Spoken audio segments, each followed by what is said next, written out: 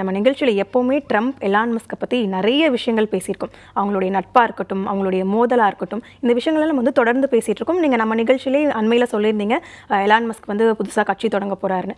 அதே மாதிரி இப்போ அவர் வந்து புதிய கட்சி ஒன்று தொடங்கியிருக்காரு.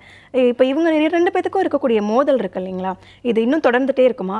இதுக்கப்புறம் இவங்களுடைய நிலைப்பாடு என்னவா இருக்கும்? இதில் என்ன நடக்கும் ஐயா?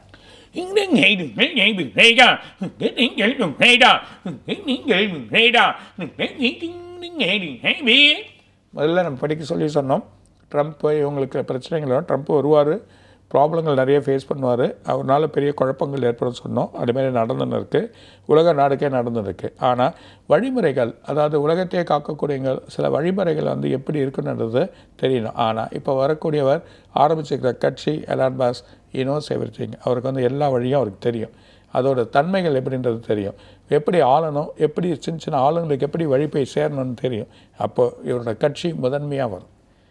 எழுதி கொடுக்குறேன், இவரோட கட்சி முதன்மையாக வரும், மேல் நோக்கி வந்துடுவார். மக்கள் இவரை விரும்புவாங்க, மக்கள் விரும்பி இவரோட செயலை வந்து ஏற்றுக்கின்னு. அது இல்லாமல் இந்த ட்ரம்பில் இருக்கக்கூடிய கட்சியில் இருக்க ஒரு கொஞ்சம் பேர் இதில் வந்து சேரத்துக்கான ஒரு வாய்ப்பு உண்டு. அதில் இந்தியன்ஸும் நிறைய பேர் வந்து சேருவாங்க, அவங்களுக்கு முதன்மையாக கிடைக்கும். இவர் ஒரு வெற்றி பாதைக்கு போகக்கூடிய நிலைமை இருக்குன்றதை சொல்கிறார்.